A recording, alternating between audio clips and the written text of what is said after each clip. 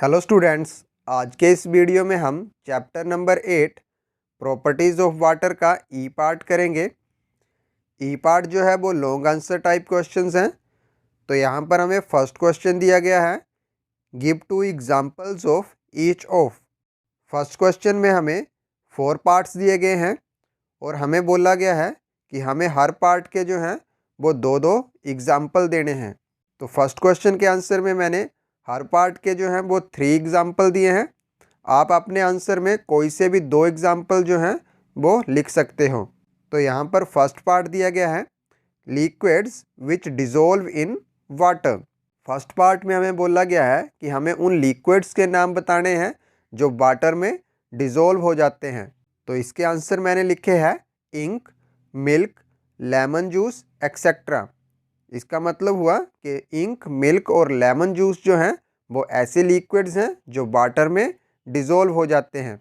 Next है B part, liquids which are insoluble in water. B part में हमें बोला गया है कि हमें उन लिक्विड्स के नाम बताने हैं जो वाटर में इनसोलेबल हों। इनसोलेबल का मतलब होता है ऐसे लिक्विड जो वाटर में डिज़ोल्व ना हो सकते हों। तो इसका आंसर आएगा hair oil, diesel, petrol etcetera. इसका मतलब हुआ कि हेयर ऑयल, डीजल और पेट्रोल जो हैं वो ऐसे लिक्विड्स हैं जो वाटर में डिज़ोल्व नहीं होते हैं। नेक्स्ट है part C, solid which float on water. Part C में हमें उन सॉलिड्स के नाम पूछे हैं जो वाटर पर फ्लोट करते हैं। तो इसका आंसर आएगा वुड, थर्मोकोल, कॉर्क एक्सेट्रा। इसका मतलब हुआ कि वुड, थर्मोकोल और कॉर्क जो हैं वो ऐसे सॉलिड्स हैं जो वाटर पर फ्लोट करते हैं। इसी तरह से नेक्स्ट है part D, solids which sink in water. Part D में हमें उन सॉलिड्स के नाम पूछे हैं जो वाटर में सिंक कर जाते हैं। तो इसका आंसर आएगा कॉइन, सैंड, मार्वल एक्सेट्रा। इसका मतलब हुआ कि कॉइन, सैंड और मार्वल जो हैं वो ऐसे सॉलिड्स हैं जो वाटर में सिंक कर जाते हैं। तो ये था बच्चों आपका फर्स्ट क्वेश्चन का आंसर। इसी तरह से नेक्स्ट है आपका question number second, but do we understand why the term evaporation and condensation. Second question में हमें पूछा गया है कि हम इवेपोरेशन और कंडेंसेशन से क्या समझते हैं।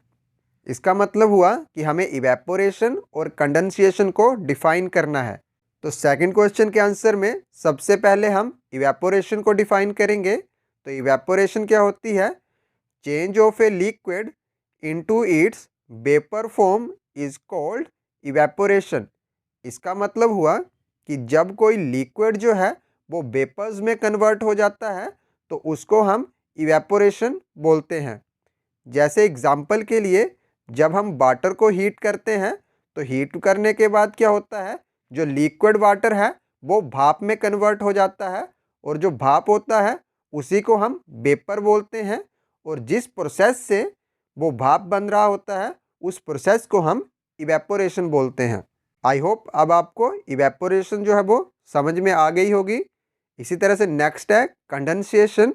तो कंडेंसेशन का क्या मतलब होता है? Change of vapour form of a substance into its liquid form on cooling is called condensation. इसका मतलब हुआ कि जब हम किसी सब्सटेंस के वेपर्स को कूलिंग करके उसकी लिक्विड फॉर्म में कन्वर्ट कर देते हैं तो उस प्रोसेस को हम बोलते हैं कंडेंसेशन।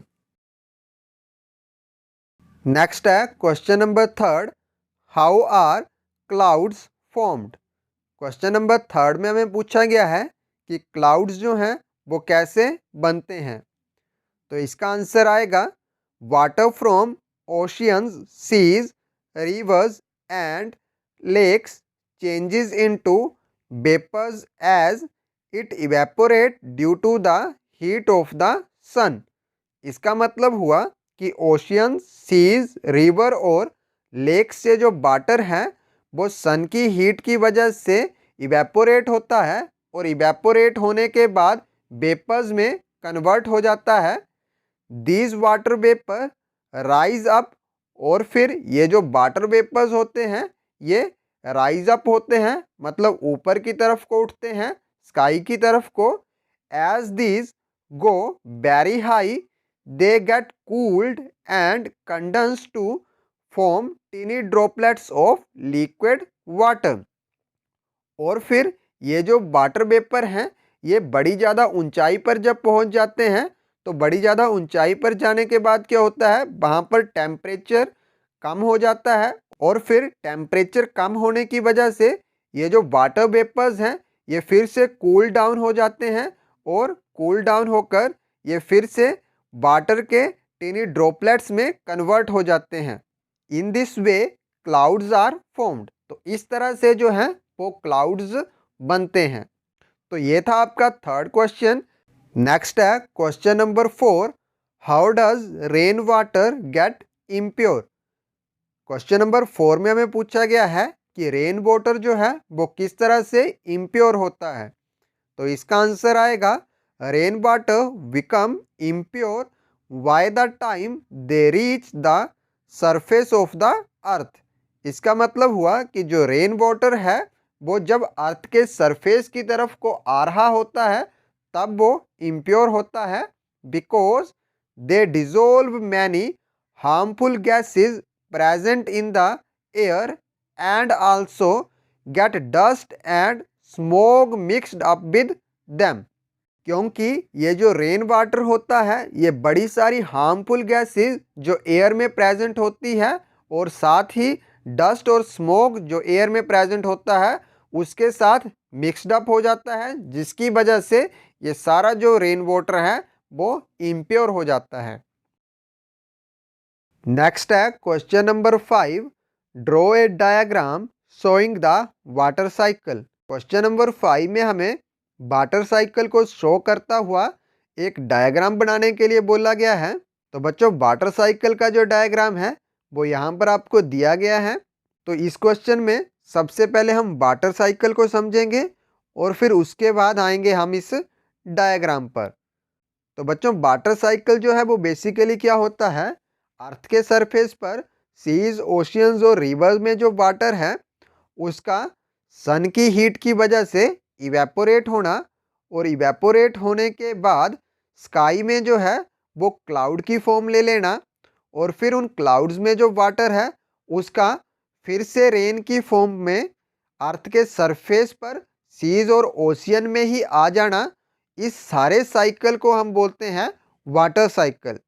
तो आई होप बच्चों अब आपको कुछ आइडिया हो गया होगा कि वाटर साइकिल क्या होता है। अब हम आते हैं वाटर साइकिल के डायग्राम पर। तो वाटर साइकिल के डायग्राम में क्या हो रहा है, ये जो ओशियंस और रिवर में वाटर है वो सन की हीट की वजह से इवेपोरेट हो रहा है और इवेपोरेट होने के बाद ये जो वाटर है ये वाटर वेपर की फॉर्म में राइज अप हो रहा है स्काई की तरफ को और फिर स्काई में ये जो वाटर है ये क्लाउड्स की फॉर्म ले ले रहा है।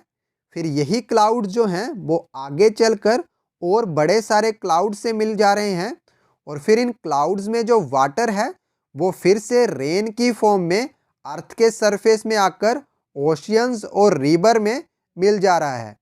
तो यहाँ पर हम देखें कि जो वाटर था वो ओशियंस और रिवर्स से चला था और फिर से पूरे साइकिल के बाद ओशियंस और रिवर में ही आ गया।